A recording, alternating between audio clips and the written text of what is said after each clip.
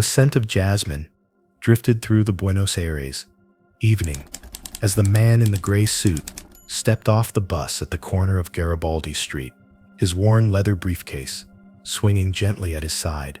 It was May 10th, 1960, and Ricardo Clement had no idea that 5 men had been watching his every move for weeks, memorizing the precise rhythm of his footsteps, the way he favored his left leg slightly, the exact moment each evening when he would emerge from the industrial district where he worked at the Mercedes-Benz factory.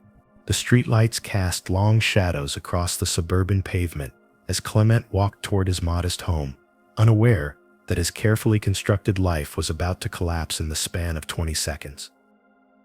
You are witnessing the final moments of one of the most audacious intelligence operations ever conducted. An operation that would redefine the boundaries of international law, challenge the sovereignty of nations, and force the world to confront the question of whether justice has an expiration date. The man walking down Garibaldi Street was not Ricardo Clement, factory foreman and quiet family man, but Adolf Eichmann, architect of the Holocaust, the bureaucrat who had organized the deportation of millions of Jews to their deaths with the methodical precision of a railway timetable. The 5 men watching him from the shadows were not Argentine citizens, but Israeli intelligence operatives who had traveled 8,000 miles and spent months planning this moment, knowing that a single mistake would not only cost them their lives, but potentially trigger an international crisis that could isolate their young nation. They had no legal authority to be there, no diplomatic cover, no backup plan if things went wrong, only a moral certainty that some crimes transcend borders and that some fugitives from justice cannot be allowed to live out their days in peaceful anonymity. As Clement approached his front door, fumbling for his keys in the gathering darkness, he could not have imagined that within minutes he would be bound and blindfolded in the back of a car, beginning a journey that would take him from the quiet suburbs of Buenos Aires to a courtroom in Jerusalem, where the world would finally hear the full scope of his role in humanity's darkest chapter. This is the story of Operation Finale, drawn from declassified files, court records, and the testimonies of those who planned and executed one of the most controversial kidnappings in modern history, a mission that tested the limits of justice and changed forever how the world pursues war criminals. The creation of Israel in 1948 had been born from the ashes of the Holocaust, but by 1957, as the young nation struggled to establish its place in the world, a troubling reality had become impossible to ignore. Thousands of Nazi war criminals who had orchestrated the systematic murder of 6 million Jews were living freely across the globe, many having assumed new identities and settled into comfortable lives in South America, the United States, and other countries that either could not or would not pursue them. David Ben-Gurion, Israel's founding prime minister, understood that his nation faced a unique moral obligation that transcended normal diplomatic protocols. The State of Israel had been established as a sanctuary for the Jewish people, but Ben-Gurion believed it also carried the responsibility to ensure that those who had attempted to annihilate the Jewish people would face justice. This was not merely about revenge, though the desire for retribution burned fiercely in the hearts of Holocaust survivors who had made their way to the new nation, but about establishing a principle that would echo through history. Genocide would not be forgotten, and its perpetrators would not be allowed to escape judgment simply by changing their names and crossing borders. The Israeli intelligence community in the late 1950s was still in its infancy, cobbled together from veterans of the Haganah underground movement, former British intelligence operatives, and Holocaust survivors who had learned the deadly arts of espionage during their years of hiding and resistance. The Mossad, officially known as the Institute for Intelligence and Special Operations, had been established in 1951 under the leadership of Reuven Shiloah, but it was his successor, Isser Harel, who would transform it into one of the world's most effective intelligence services. Harel, a compact man with piercing eyes and an encyclopedic memory for detail, had grown up in Russia and witnessed firsthand the pogroms that drove his family to Palestine in the 1920s. For Harel, the hunt for Nazi war criminals was not an abstract mission, but a deeply personal crusade. He had lost relatives in the Holocaust, and he understood that the survivors living in Israel needed to know that their new nation would not allow the architects of their suffering to live in peace.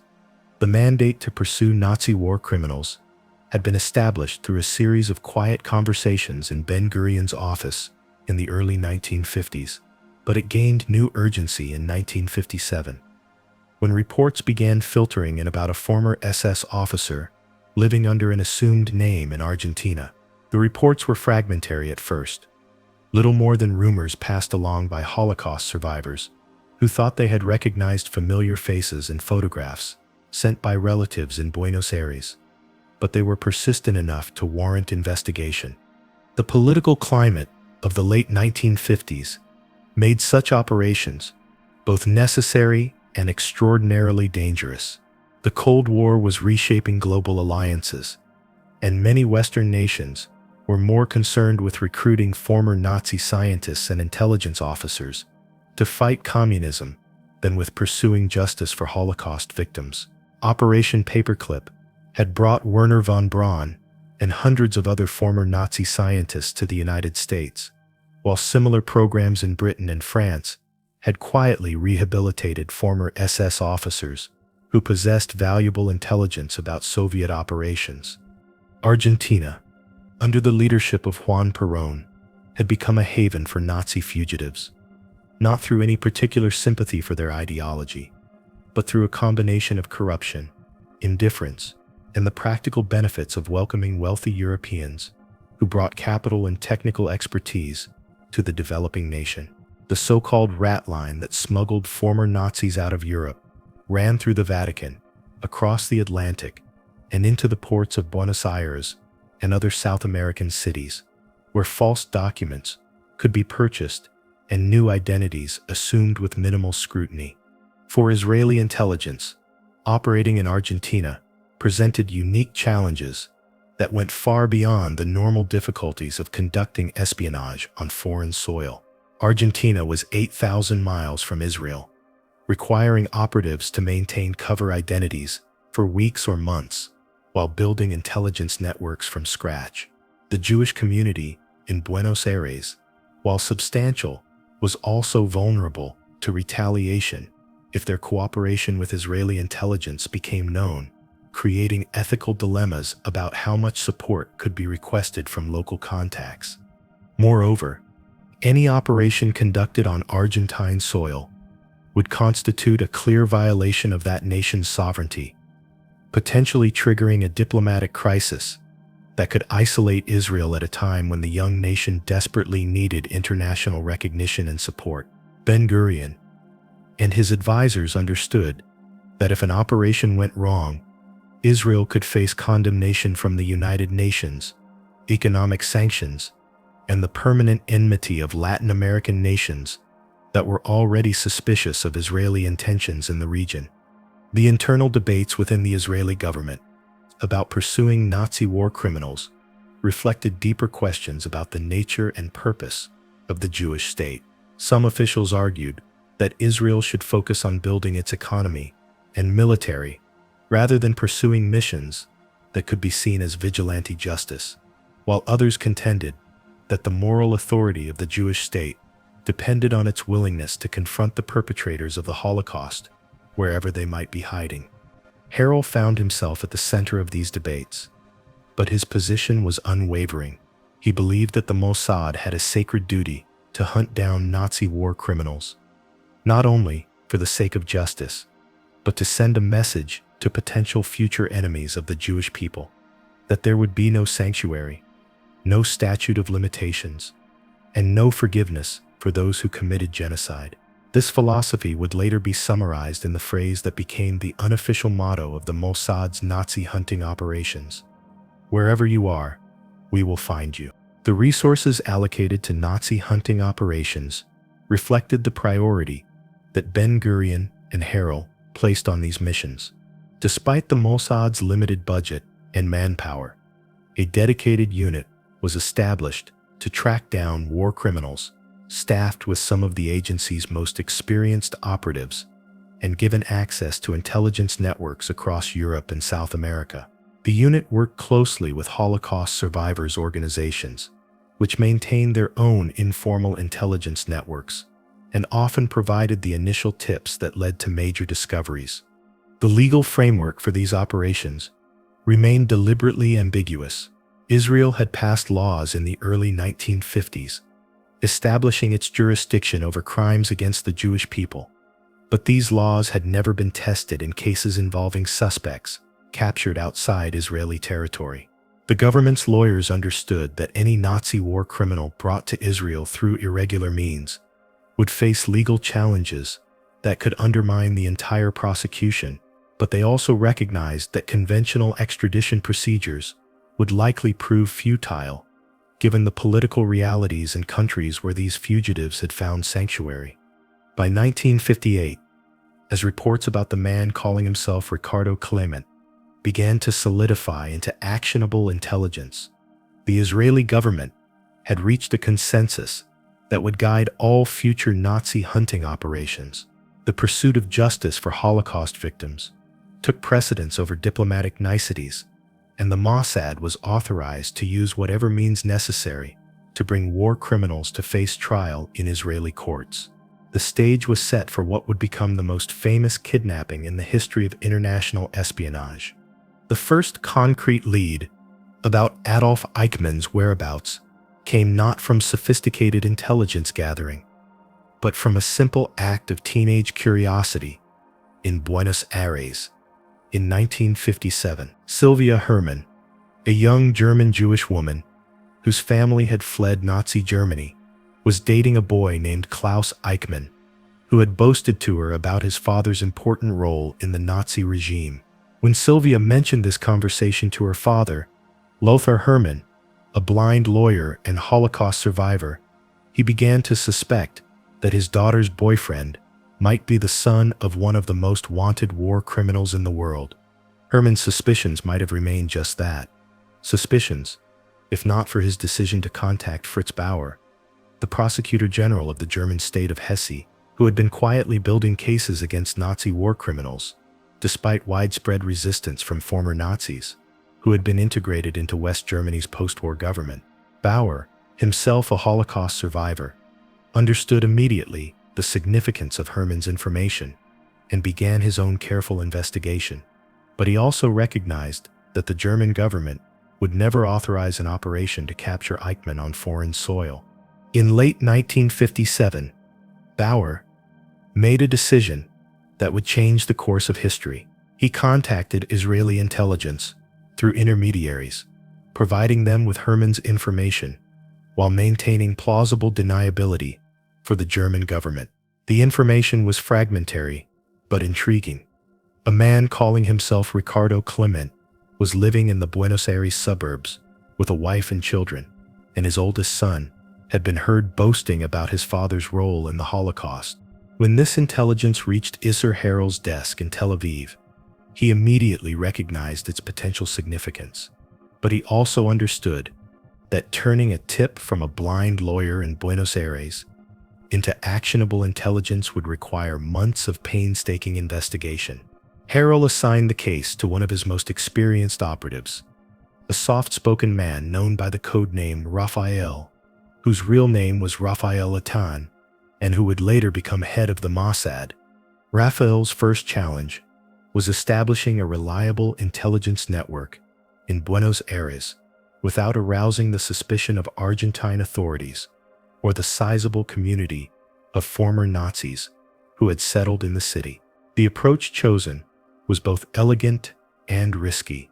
Israeli operatives would pose as European business investors seeking opportunities in Argentina's growing economy, a cover that would allow them to travel freely, rent apartments, and conduct surveillance without attracting attention. The first operative dispatched to Buenos Aires in early 1958 was a woman known by the code name Anita, whose real name was Zvi Malkin's partner in many previous operations. Anita established herself as a representative of a European textile company, rented a modest apartment in the Olivos district, and began the slow process of locating the man calling himself Ricardo Clement. The surveillance techniques employed in the early phases of the operation reflected both the sophistication of Israeli intelligence training and the practical limitations of working in a foreign country with minimal resources. Operatives could not rely on electronic surveillance equipment, which would have been difficult to obtain and operate without detection, so they fell back on the fundamental skills of human intelligence: patience, observation, and the ability to blend into their surroundings. Anita spent weeks walking through the working-class neighborhoods north of Buenos Aires, visiting factories, shops, and bus stops, gradually building a mental map of the area.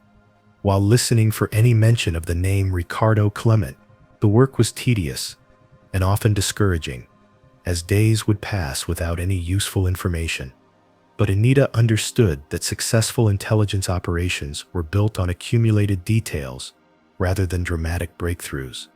The first significant break came in March of 1958, when Anita learned from a contact at the Mercedes-Benz factory that a foreman named Ricardo Clement worked in the maintenance department and lived somewhere in the northern suburbs. This information was immediately transmitted to Tel Aviv, where Harel made the decision to expand the operation by sending additional operatives to Buenos Aires. The second phase of surveillance began in April 1958, when two more Israeli operatives arrived in Buenos Aires under business cover identities. One of them, known by the codename Pedro, was actually Peter Malkin, who would later become famous as the operative who physically captured Eichmann. The other, David, was tasked with conducting more intensive surveillance once Clement's exact address had been determined. The challenge of locating Clement's home address required a combination of traditional detective work and careful social engineering. Since directly inquiring about Clement would have raised suspicions, the operatives had to find indirect ways to gather information. Pedro spent several days observing the Mercedes-Benz factory, noting the times when workers arrived and departed, the bus routes they used, and the general direction they traveled when leaving work. The breakthrough came when Pedro observed a man matching the general description provided by Lothar Hermann boarding a bus at the factory gate, and followed him through several transfers to a stop near Garibaldi Street in the suburb of San Fernando. The man was thin, balding, and walked with a slight limp, characteristics that matched reports about Clement. But Pedro could not get close enough to make a positive identification without risking detection. Over the following weeks, the Israeli operatives established a pattern of rotating surveillance that allowed them to observe the man they believed to be Clement without creating a noticeable pattern that might alert him to their presence. They discovered that he kept regular hours, leaving his house each morning at exactly 7:15 to catch the bus to work, and returning each evening at approximately 6:30, with only minor variations for weather or transportation delays. The house at 14 Garibaldi Street, where Clement lived with his family, was a modest single-story structure with a small front yard and no fence, typical of working-class homes in the area. The operatives noted that the house had poor security, with windows that could easily be observed from the street, and no apparent alarm system or guard dog. More importantly, they determined that the house was relatively isolated, with the nearest neighbors far enough away that a brief disturbance would be unlikely to attract immediate attention. The most challenging aspect of the surveillance operation was obtaining clear photographs of the suspect that could be compared with known pictures of Adolf Eichmann. The operatives could not use traditional surveillance cameras, which would have been too conspicuous, so they had to rely on small, concealed cameras that required them to get relatively close to their target. This problem was solved through a technique that demonstrated both the ingenuity and the audacity of the Israeli operatives. Pedro posed as a flower delivery man and approached Clement's house on a Saturday morning when the family was likely to be home. When Clement answered the door, Pedro engaged him in conversation about the delivery address while surreptitiously photographing him with a camera concealed in his delivery bag. The photographs were immediately transmitted to Tel Aviv, where they were analyzed by experts who compared them with the few known pictures of Adolf Eichmann from his time as an SS officer. The analysis was complicated by the fact that Eichmann had aged 15 years since the end of the war and had clearly made efforts to alter his appearance. But several distinctive facial features, including the shape of his ears and the spacing of his eyes, provided strong evidence that Ricardo Clement was indeed Adolf Eichmann. By September 1958, Israeli intelligence had accumulated enough evidence to convince Harel that they had located one of the most wanted Nazi war criminals in the world, but they had also discovered that surveillance alone would not be sufficient to build a legal case that would satisfy international scrutiny. Eichmann had assumed his false identity so completely that he had remarried under his assumed name, fathered additional children, and built a life that appeared completely legitimate to anyone who did not know his true history. The decision to move from surveillance to active operation required careful consideration of numerous factors, including the risk to the operatives, the potential diplomatic consequences for Israel, and the practical challenges of transporting a prisoner from Argentina to Israel without detection. These considerations would dominate the planning for what would become known as Operation Finale, the mission that would bring Adolf Eichmann to justice and establish new precedents for international law enforcement. The transformation of surveillance intelligence into an operational plan to capture Adolf Eichmann required Isser Harel to make calculations that went far beyond normal intelligence planning. By late 1958, the Mossad had confirmed with reasonable certainty that Ricardo Clement was indeed Adolf Eichmann. But knowing where he lived and actually bringing him to justice were entirely different challenges that would test every aspect of Israeli intelligence capabilities. Harel's first major operational decision was to expand the team in Buenos Aires from the 3 operatives who had conducted surveillance to a full mission team capable of conducting a capture operation and safely extracting the prisoner from Argentina. This expansion created new security challenges, as each additional operative increased the risk of detection by Argentine authorities or by the network of former Nazis who had settled in Buenos Aires and maintained their own informal intelligence networks. The cover story, chosen for the expanded operation, was both elegant and practical. The Israeli operatives would pose as the advance team for El Al, Israel's national airline, which was genuinely exploring the possibility of establishing direct flights between Tel Aviv and Buenos Aires. This cover provided plausible reasons for Israelis to be in Argentina, allowed them to rent facilities and equipment, and most importantly, gave them access to aircraft that could be used for extraction. The operational plan that emerged from months of careful analysis was audacious in its simplicity and terrifying in its risks. A team of Israeli operatives would capture Eichmann as he returned home from work one evening, transport him to a safe house where he would be held until a specially modified El Al aircraft could arrive to take him to Israel, and then smuggle him aboard the aircraft, disguised as an El Al crew member who had fallen ill during the flight. The selection of operatives for the capture team reflected Harel's understanding that this mission would require not only technical expertise, but also the psychological resilience to function effectively under enormous pressure. The team leader was Rafi Atan, the operative known as Raphael, whose experience included sabotage operations against British forces during the Mandate period and various intelligence missions throughout the Middle East. Peter Malkin, the operative, who had conducted surveillance under the cover name Pedro, was chosen to be the one who would physically apprehend Eichmann, a role that required not only physical capability, but also the emotional strength to confront one of the architects of the Holocaust face to face.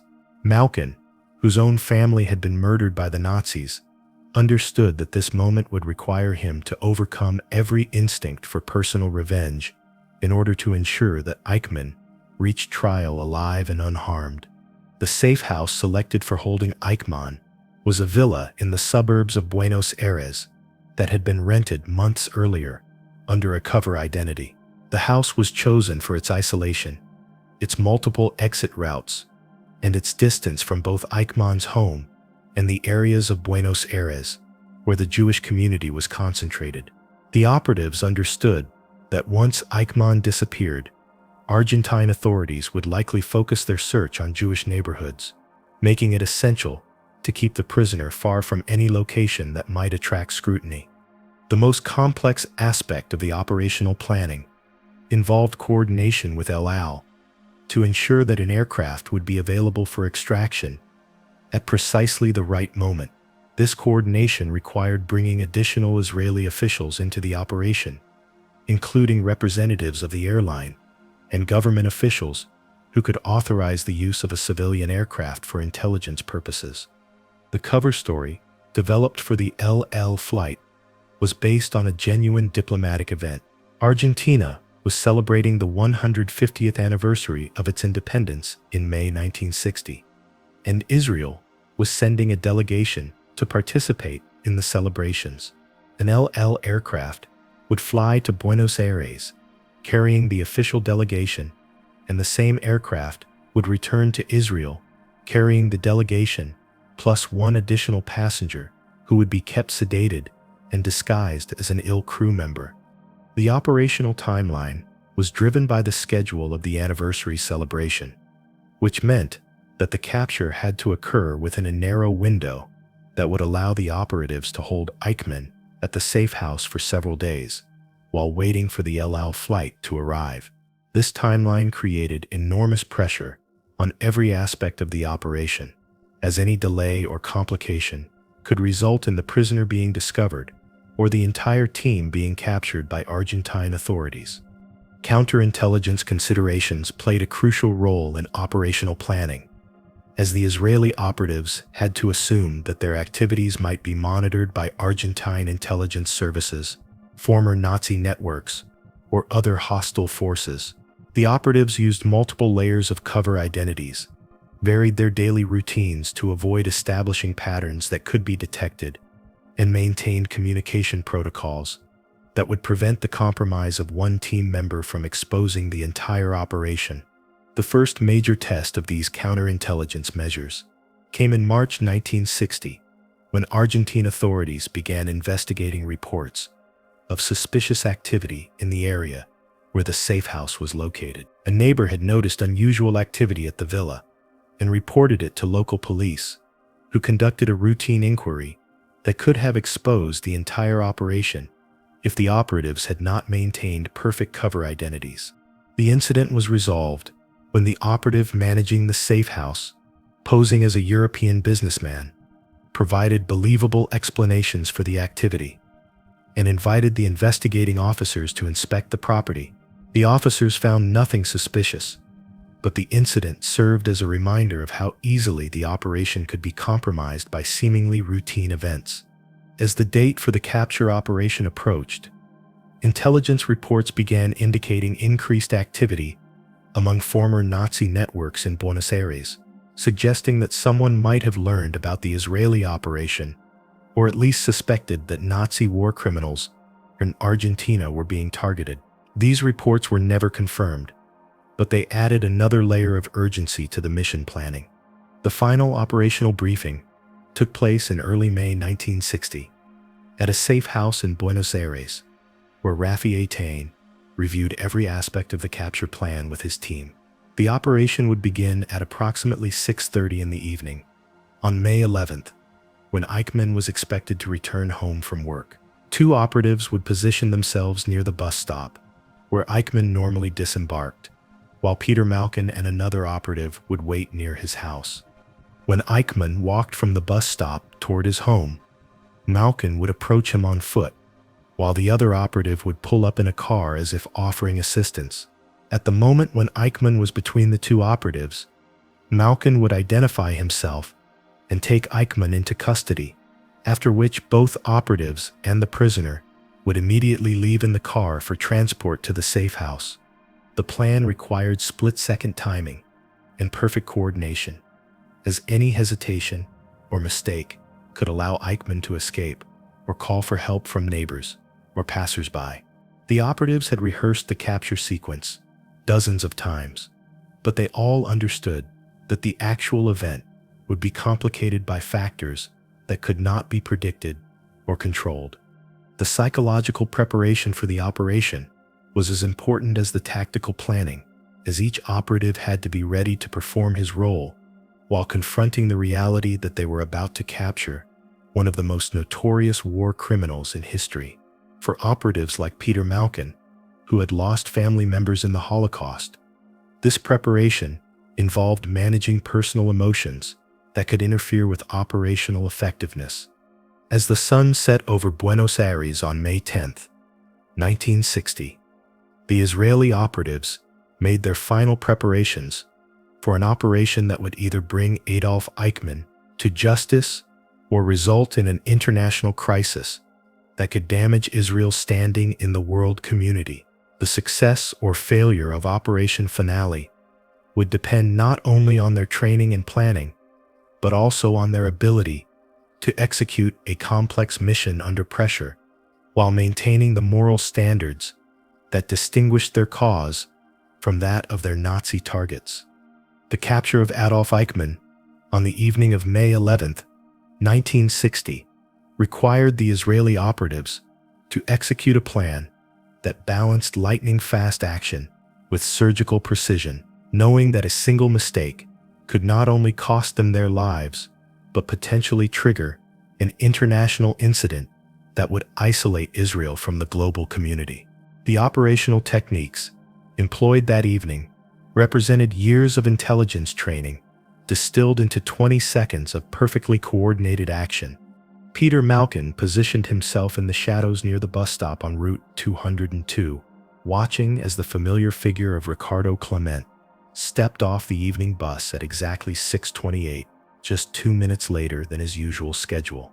Malkin had studied Eichmann's movements for months, memorizing every detail of his gait, the way he carried his briefcase, the slight hesitation he always showed before crossing the street near his house. And Malkin used this intimate knowledge to predict Eichmann's exact path down the darkened street.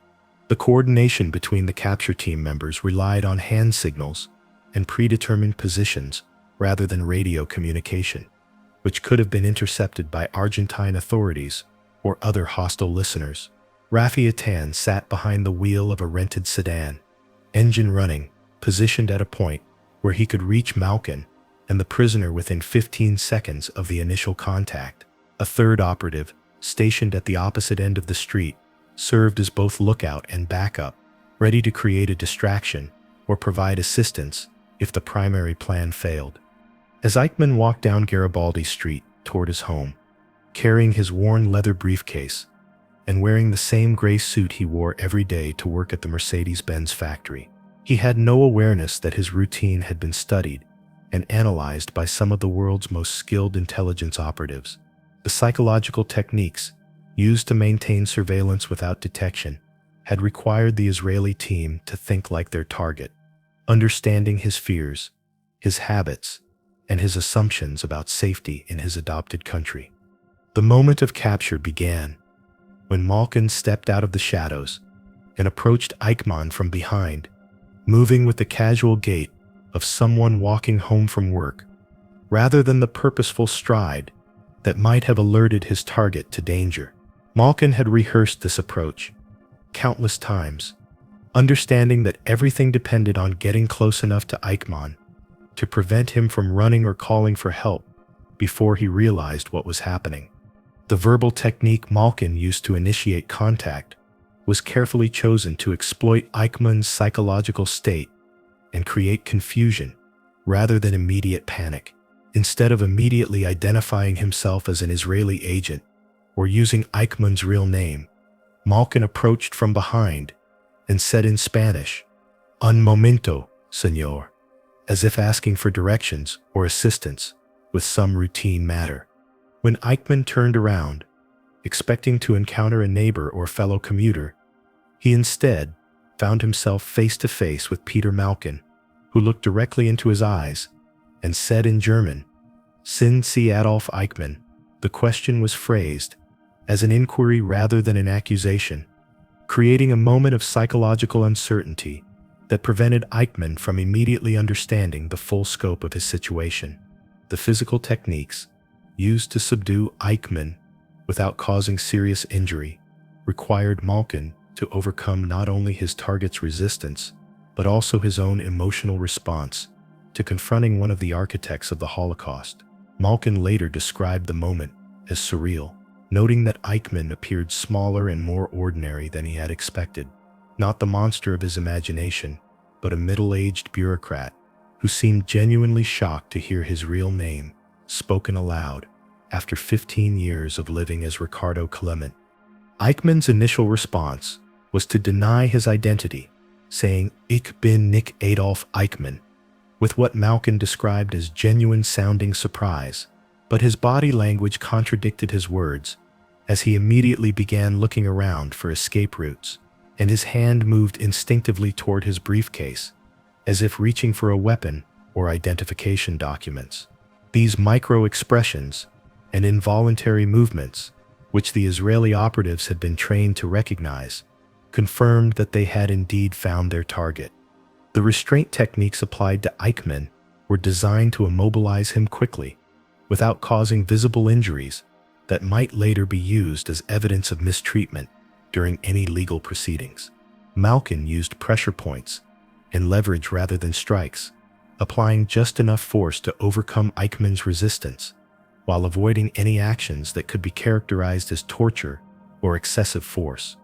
Within seconds of the initial contact, Rafi Aden's sedan pulled up alongside the struggle, and the operatives bundled Eichmann into the back seat, where additional restraints were applied, and a blindfold was placed over his eyes to prevent him from observing the route to the safe house. The entire capture sequence, from Malkin's first approach to Eichmann being secured in the vehicle, took less than 20 seconds and occurred without any witnesses or intervention from passers-by. The transportation techniques used to move Eichmann from the capture site to the safe house reflected careful planning to avoid police checkpoints, traffic patterns that might create delays, and routes that could be observed by Argentine intelligence services. The operatives had identified 3 different paths to the safe house and had contingency plans for each possible route, allowing them to adapt to changing conditions without compromising the mission. During the 40-minute drive to the safe house, Eichmann was kept blindfolded and restrained, but was not mistreated or threatened, reflecting the Israeli government's determination to maintain moral standards, even while conducting an operation that violated Argentine sovereignty. The operatives understood that any evidence of abuse could undermine the legal case against Eichmann and provide ammunition for critics who would argue that Israel had no right to conduct such operations. The interrogation techniques employed during Eichmann's captivity at the safe house were designed to confirm his identity beyond any doubt, while also gathering intelligence about other Nazi war criminals who might be living in South America.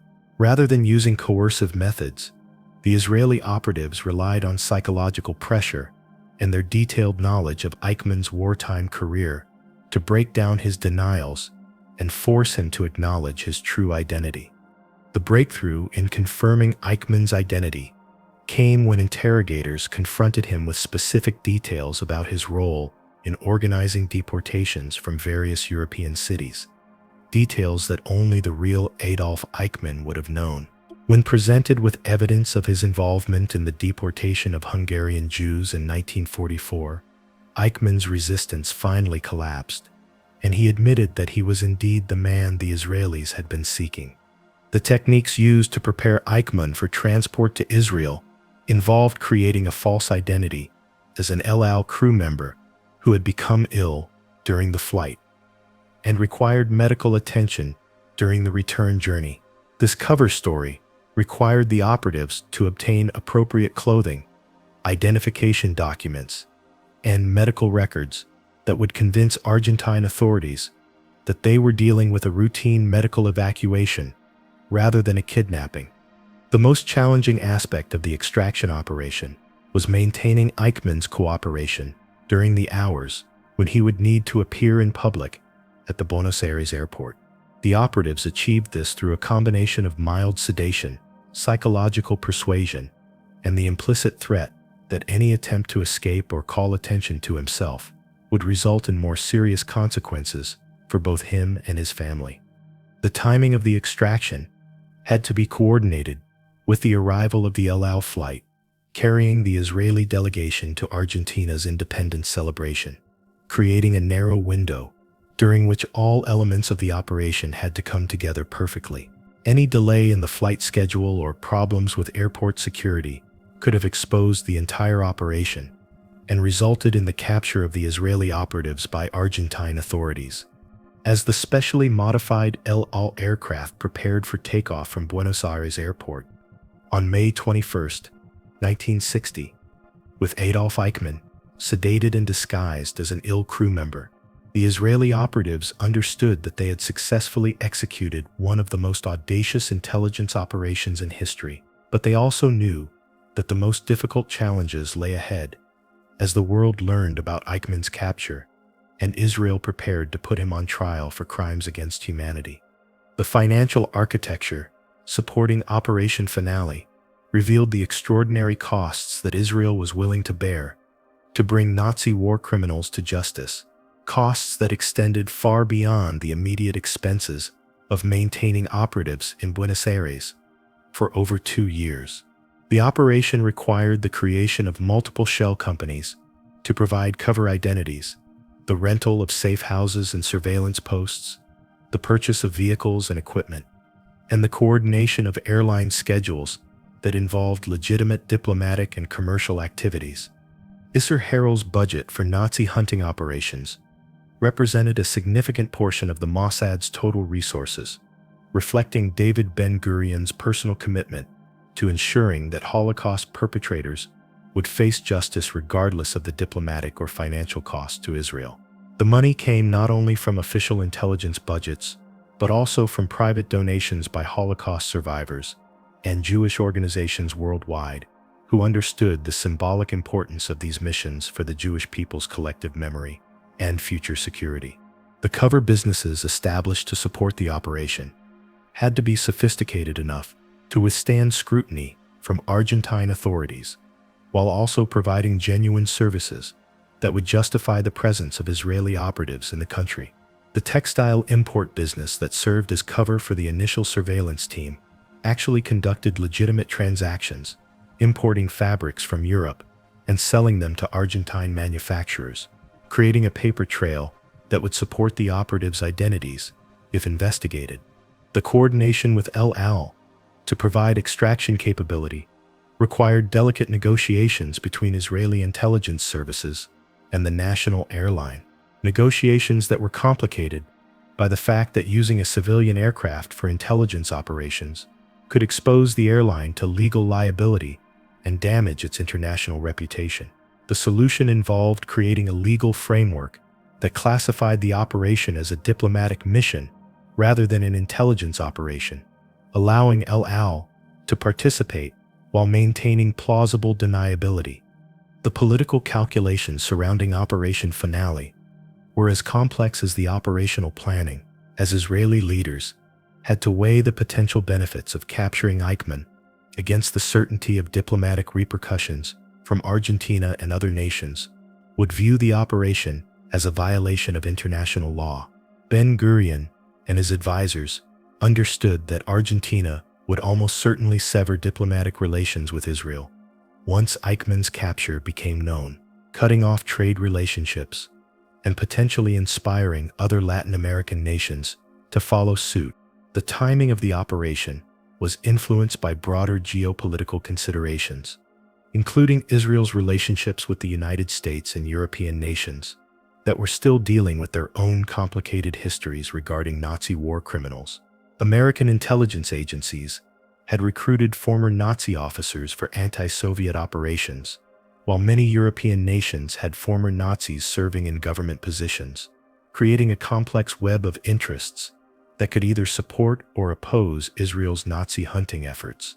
The legal framework for trying Eichmann in Israeli courts had been established through legislation passed in the early 1950s, but these laws had never been tested in a case involving a defendant who had been brought to Israel through irregular means. Israeli legal experts understood that Eichmann's lawyers would almost certainly challenge the court's jurisdiction and argue that his capture violated international law, potentially undermining the entire prosecution. The propaganda value of the Eichmann capture was enormous for Israel, as it demonstrated the young nation's capability and determination to pursue justice for Holocaust victims, while also serving as a warning to other war criminals who might be living under assumed identities. However, this propaganda value came with risks, as unsuccessful operations could damage Israel's international reputation and provide ammunition for enemies who portrayed Israel as a rogue state that ignored international law when convenient. The intelligence value of capturing Eichmann extended beyond his individual case, as interrogations during his captivity in the Buenos Aires safe house provided information about other Nazi war criminals living in South America and the networks that had helped them escape justice. This intelligence would later support additional operations to capture or expose other fugitives, multiplying the impact of the initial investment in Operation Finale. The logistical challenges of maintaining operational security while conducting a mission that required coordination between multiple Israeli agencies, foreign cover businesses, and international airline schedules created unprecedented demands on Israeli intelligence resources. Every aspect of the operation had to be compartmentalized to prevent any single point of failure from compromising the entire mission, also ensuring that all elements would come together at precisely the right moment. The diplomatic cover story for the El Al flight was based on genuine Israeli participation in Argentina's independence celebration, requiring coordination between Israeli intelligence services and the foreign ministry to ensure that the official delegation would provide credible justification for the aircraft's presence in Buenos Aires. This coordination required bringing additional government officials into the operation while maintaining strict operational security about the mission's true purpose. The financial arrangements for supporting the operatives in Buenos Aires had to appear legitimate to Argentine banking authorities, while also providing the flexibility needed for an intelligence operation that might require sudden changes in plans or emergency expenditures. The Israeli operatives maintained multiple bank accounts under their cover identities, with funds transferred through legitimate business transactions that would not attract attention from financial investigators. The political risks of the operation extended beyond Argentina to include potential complications with Jewish communities in other South American countries, which could face retaliation if their cooperation with Israeli intelligence became known. The operatives had to balance their need for local support against the ethical obligation to protect Jewish civilians who had not consented to participate in intelligence operations. The prisoner exchange calculations involved in planning Eichmann's transport to Israel required Israeli negotiators to consider what concessions they might need to make if the operation was discovered before Eichmann could be safely removed from Argentina. These calculations included potential prisoner releases, diplomatic concessions, or economic compensation that could be offered to resolve an international crisis without abandoning the mission. The long-term political consequences of Operation Finale were impossible to predict accurately, but Israeli leaders understood that the operation would establish precedents for international law enforcement that could either legitimize similar operations by other nations or create legal frameworks that would restrict Israel's future intelligence activities. The decision to proceed despite these uncertainties reflected the government's belief that some moral imperatives transcended conventional diplomatic considerations. As the El Al aircraft, carrying Adolf Eichmann, lifted off from Buenos Aires airport Israeli officials began implementing political and legal strategies designed to manage the international crisis they knew would follow. Once news of the capture became public, these strategies would determine whether Operation Finale would be remembered as a triumph of justice or as a cautionary tale about the dangers of vigilante operations in international affairs. The revelation of Adolf Eichmann's capture sent shockwaves through the international community that extended far beyond the immediate diplomatic crisis between Israel and Argentina, fundamentally altering the global conversation about justice, sovereignty, and the pursuit of war criminals. The announcement came on May 23, 1960, when Israeli Prime Minister David Ben-Gurion stood before the Knesset and declared that Adolf Eichmann, one of the chief architects of the Holocaust, had been captured and would stand trial in Jerusalem for crimes against the Jewish people and humanity. The initial Argentine response was swift and furious, with President Arturo Frondizi's government immediately severing diplomatic relations with Israel and demanding Eichmann's return, arguing that his capture constituted a flagrant violation of Argentine sovereignty that could not be tolerated under international law. Argentine Foreign Minister Adolfo Mujica called the operation an act of aggression that threatened the fundamental principles of international relations, while Argentine newspapers denounced what they characterized as Israeli pirates operating with impunity on foreign soil. The collapse of Israeli-Argentine relations was immediate and comprehensive, with Argentine authorities freezing Israeli assets, expelling Israeli diplomats, and launching a massive investigation to determine how foreign agents had operated undetected in Buenos Aires for over 2 years. The investigation revealed the sophisticated nature of the Israeli operation, including the network of cover businesses, safe houses, and false identities that had allowed the Mossad operatives to blend into Argentine society while conducting their mission. The international legal community was divided over the implications of Eichmann's capture, with some scholars arguing that Israel had established a dangerous precedent for vigilante justice that could be used by any nation to justify kidnapping suspects from foreign territory, while others contended that the unique nature of genocide crimes created exceptions to normal rules of sovereignty and extradition. The debate would continue for decades and influence international law regarding universal jurisdiction for crimes against humanity. The United Nations Security Council became the primary forum for international debate over the Eichmann affair, with Argentina formally requesting condemnation of Israel's actions and demanding enforcement mechanisms to ensure Eichmann's return. The Security Council resolution that emerged was a compromise that condemned the violation of Argentine sovereignty while stopping short of demanding Eichmann's return, reflecting the complex political calculations of member nations who were sympathetic to the goal of bringing Nazi war criminals to justice, even if they disapproved of Israel's methods. The turning point in international opinion began to emerge as news media around the world started focusing less on the circumstances of Eichmann's capture, more on the details of his wartime crimes that were being revealed through Israeli investigation and preparation for trial. Newspapers that had initially condemned Israel's violation of Argentine sovereignty began publishing stories about Eichmann's role in organizing the deportation and murder of millions of Jews, shifting public attention from legal technicalities to moral imperatives. The collapse of the international Nazi underground network in South America accelerated dramatically following Eichmann's capture, as dozens of former SS officers and other war criminals fled Argentina and other countries, fearing that they might be the next targets of Israeli operations. Sudden departure of so many suspected Nazis provided indirect confirmation of the scope of the war criminal presence in South America and lent credibility to Israeli claims that Operation Finale was part of a necessary campaign to ensure that genocide perpetrators could not escape justice by changing their identities and crossing borders.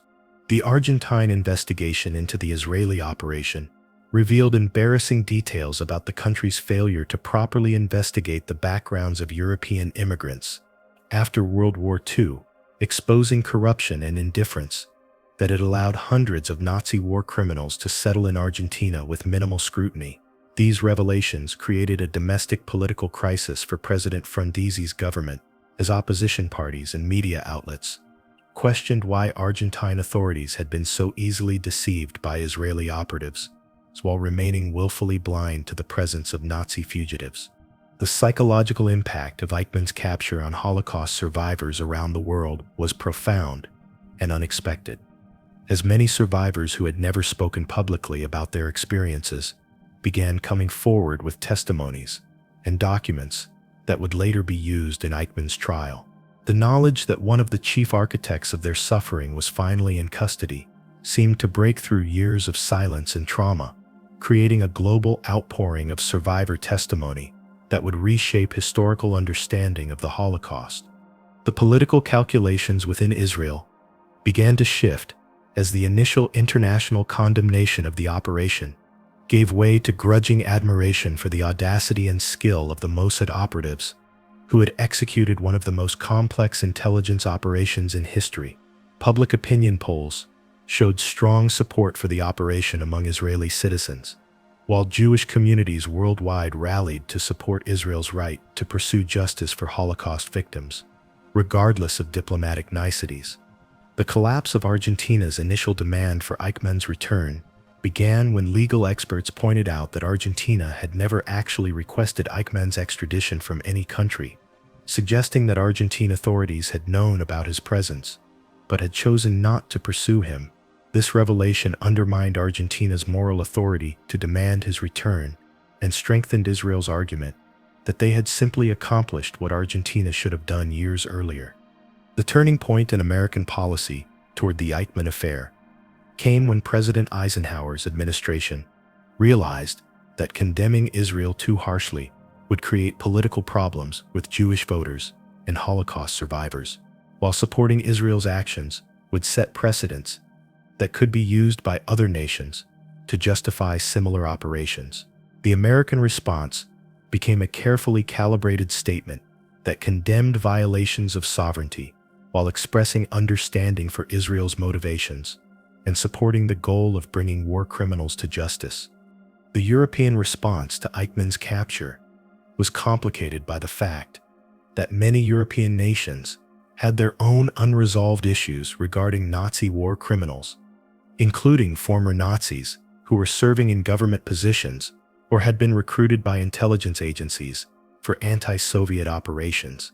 West Germany's reaction was particularly complex, as government officials privately welcomed Eichmann's capture while publicly maintaining that proper legal procedures should have been followed. The collapse of international support for Argentina's position accelerated when details emerged about the extensive Nazi rat line that had operated through Argentine ports with the knowledge and cooperation of government officials. These revelations made it difficult for other nations to support Argentina's claims of moral authority, while ignoring the evidence that Argentine authorities had facilitated the escape of war criminals for over a decade. The turning point in global opinion was solidified when television networks began broadcasting footage of Holocaust survivors arriving in Israel to testify at Eichmann's trial, creating powerful visual images that reinforced the moral justification for Israel's actions, while diminishing concerns about legal technicalities. The sight of elderly survivors traveling thousands of miles to confront one of their tormentors created an emotional narrative that transcended diplomatic disputes and legal arguments. As international attention shifted from the circumstances of Eichmann's capture to preparation for his trial, it became clear that Operation Finale had achieved its primary objective of ensuring that Holocaust perpetrators could not escape justice by assuming new identities and crossing borders. The operation had established new precedents for international law enforcement, while demonstrating Israel's determination to pursue justice for Jewish victims, regardless of diplomatic costs or legal complications.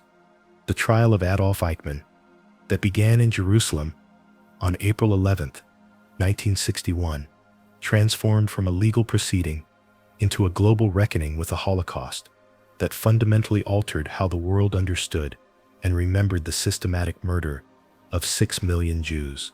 The courtroom in Jerusalem became a stage where Holocaust survivors testified before television cameras for the first time, creating a permanent record of their experiences, while forcing the international community to confront the full scope of Nazi crimes in unprecedented detail. The legal precedents established by the Eichmann trial extended far beyond the specific charges against the defendant, creating new frameworks for prosecuting crimes against humanity and establishing the principle that certain crimes are so severe that they transcend national boundaries and statutory limitations.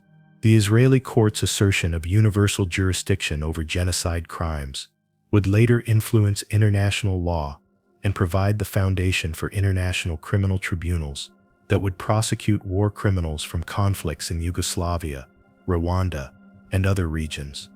The archives opened in preparation for the Eichmann trial revealed thousands of documents that had been classified or forgotten since the end of World War II, providing historians with new evidence about the bureaucratic machinery of genocide, while also exposing the complicity of individuals and institutions throughout occupied Europe. These archival revelations would fuel decades of historical research and force numerous countries to confront uncomfortable truths about collaboration with Nazi authorities. The personal testimonies delivered during the trial created an oral history archive of Holocaust experiences that had never existed before, as survivors who had remained silent for 15 years finally found a forum where their stories would be heard and recorded. The testimony of witnesses like K. Zetnik, a Holocaust survivor who collapsed while describing conditions in Auschwitz, created dramatic moments that were broadcast around the world and brought the reality of Nazi crimes into living rooms across the globe. The impact on Holocaust education was revolutionary, as the Eichmann trial provided educators with documented evidence, survivor testimonies, and historical analysis that could be used to teach future generations about the dangers of prejudice, the importance of individual responsibility, and the consequences of bureaucratic indifference to human suffering. Schools and universities around the world began incorporating Holocaust education into their curricula, using materials that had emerged from the trial proceedings. The influence on international law was profound and lasting, as legal scholars used the Eichmann precedent to develop new concepts of universal jurisdiction that would allow nations to prosecute individuals for crimes committed outside their territory against people who were not their citizens.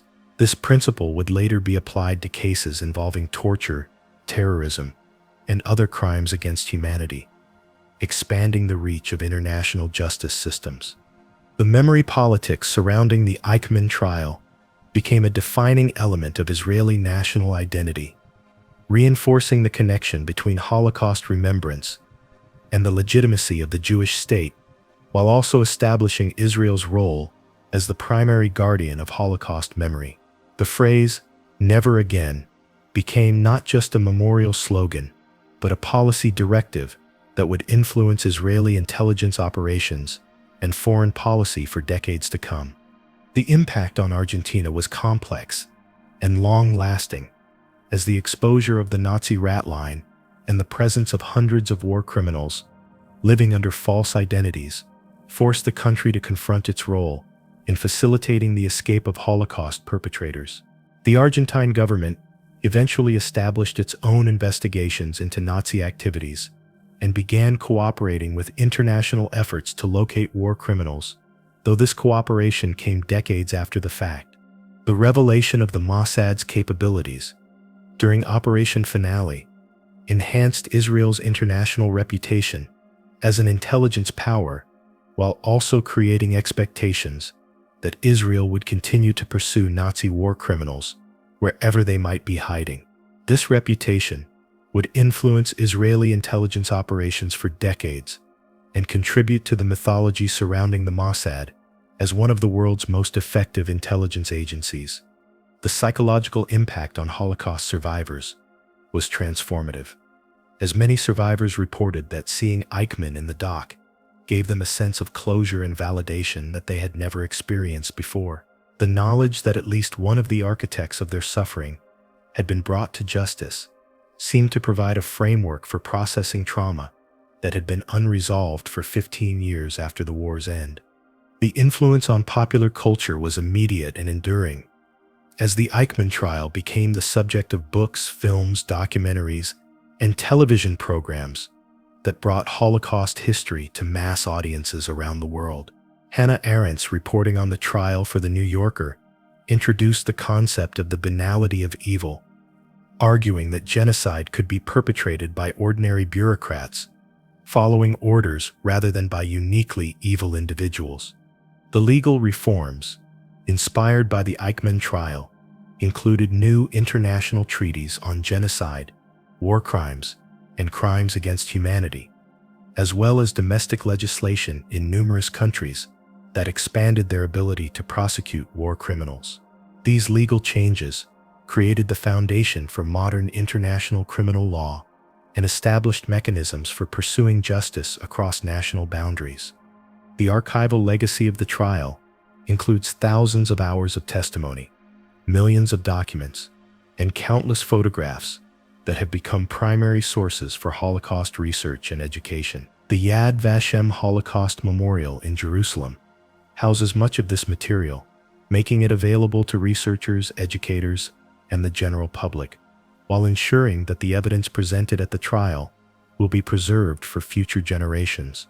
The diplomatic lessons learned from the Eichmann affair influenced how nations approach the pursuit of international fugitives, creating informal protocols for cooperation between intelligence agencies, while also establishing red lines that should not be crossed when conducting operations on foreign soil. The balance between sovereignty and justice that was debated during the Eichmann affair continues to influence international law and diplomacy. The memorial practices that emerged from the trial included new forms of Holocaust commemoration that emphasized individual stories and personal testimonies rather than abstract statistics, changing how societies remember and teach about genocide. Holocaust museums around the world began incorporating survivor testimony and archival materials from the Eichmann trial into their permanent exhibitions. The intelligence legacy of Operation Finale established new standards for long-term intelligence operations, demonstrating the importance of patience, thorough preparation, and moral clarity in pursuing complex missions that span multiple countries and years. The operation became a case study in intelligence schools around the world and influenced the training of intelligence operatives for decades. As Adolf Eichmann was executed in Israel on May 31, 1962, after exhausting all legal appeals, the world had been fundamentally changed by the process of bringing him to justice. The operation that began with a tip from a blind lawyer in Buenos Aires had evolved into a global reckoning with the Holocaust that established new precedents for international law, transformed Holocaust memory and education, and demonstrated that some crimes are too grave to be forgotten or forgiven, regardless of how much time has passed or how far the perpetrators have traveled to escape their past. The echoes of that evening on Garibaldi Street in Buenos Aires continue to reverberate through international law, intelligence operations, and collective memory more than 6 decades after Peter Malkin stepped out of the shadows to confront Adolf Eichmann with the simple question that would change the world. Sensei Adolf Eichmann. What began as an act of justice for Holocaust victims became a defining moment in the establishment of universal human rights principles and the recognition that certain crimes transcend the normal boundaries of time, geography, and sovereignty. Operation Finale proved that the pursuit of justice need not be constrained by diplomatic niceties or legal technicalities when confronting crimes of such magnitude that they threaten the fundamental values of human civilization. The Israeli operatives who planned and executed Eichmann's capture understood that they were not merely apprehending a single war criminal, but establishing a precedent that would echo through history, demonstrating to future perpetrators of genocide that there would be no sanctuary, no statute of limitations, and no forgiveness for those who choose to participate in the systematic destruction of human life. The legacy of that mission extends beyond the courtroom in Jerusalem, where Eichmann faced justice, beyond the archives that preserve the testimonies of Holocaust survivors, beyond the legal precedents that continue to guide international criminal law, to touch the fundamental question of what we owe to the victims of history's greatest crimes and to the future generations who must be protected from similar horrors. In capturing Adolf Eichmann, Israel captured something more profound: the principle that justice, however delayed, however complicated, however politically inconvenient, remains both possible and necessary in a world that too often chooses to forget rather than confront the consequences of evil.